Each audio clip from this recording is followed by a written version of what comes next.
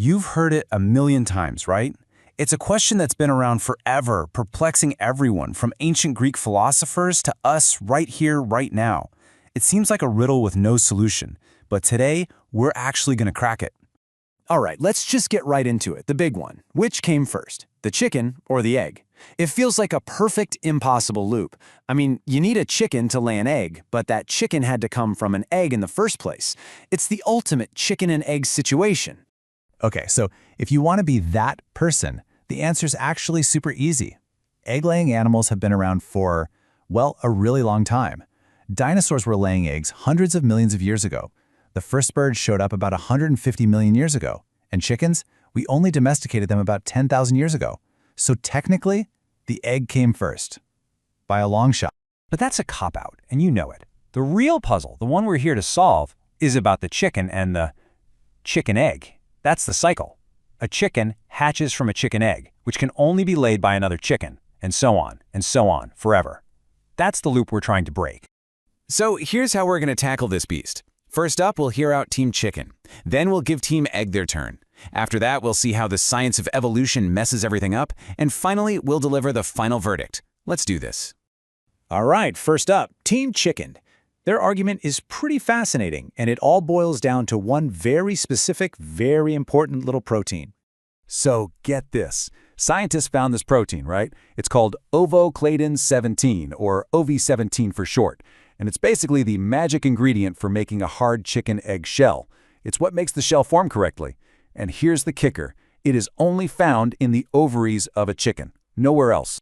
So the thinking here is pretty straightforward. You don't have a chicken, you don't get that special OV17 protein. And without that protein, well, you can't make a proper chicken egg. So the chicken had to be first to produce the stuff needed to make the first egg, right? Case closed? Not so fast.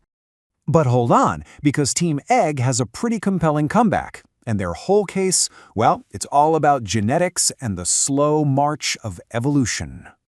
Okay, so think back to high school biology for a sec. When two animals reproduce, their DNA gets copied and passed down.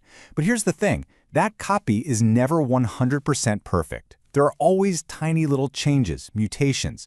And over thousands, even millions of years, these tiny changes add up and create a whole new species. The crucial part?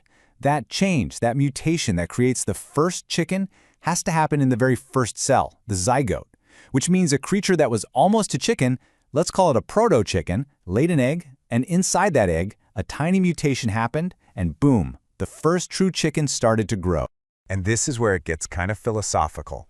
Check out this classic thought experiment. If an elephant laid an egg and a lion hatched out of it, what kind of egg would it be? An elephant egg or a lion egg? Right. It's a lion egg because a lion is inside. The egg is defined by what's in it. So that egg from our proto-chicken, Team Egg says that was absolutely 100% a chicken egg. Okay, so we have two solid arguments, but here's the plot twist. Both of them kind of stumble when they run into the messy reality of how evolution actually works. See, the thing is, evolution isn't like flipping a switch. There isn't one single aha moment or one magic mutation that suddenly makes a new species pop into existence. It's a super, super slow crawl. The labels we put on animals, like chicken or proto-chicken, are just our way of trying to organize things. Nature itself is way more blended and blurred. A perfect example of this is right in our homes. Think about dogs and wolves. There wasn't one magical day where a wolf gave birth to the very first golden retriever. No way. It happened over thousands of years, as humans started favoring wolves that were a little tamer, a little less aggressive. It was a gradual shift, generation after generation. And the journey from proto-chicken to chicken was exactly the same, slow, messy, and continuous. So, where does that leave us in this whole debate? We've got biology on one side, genetics on the other, and the slow, messy truth of evolution in the middle. Let's try to put all the pieces together and land on a verdict. Basically, we're left with two ways of looking at the exact same event. Scenario A for Team Chicken says a not quite a chicken laid a mutated egg, and the first chicken hatched out of it. Then, that new chicken went on to lay the first true chicken eggs. But scenario B for Team Egg says that proto-chicken laid an egg that already contained the first chicken. See? Same event, different lay. And really, this whole thing boils down to how you define a chicken egg.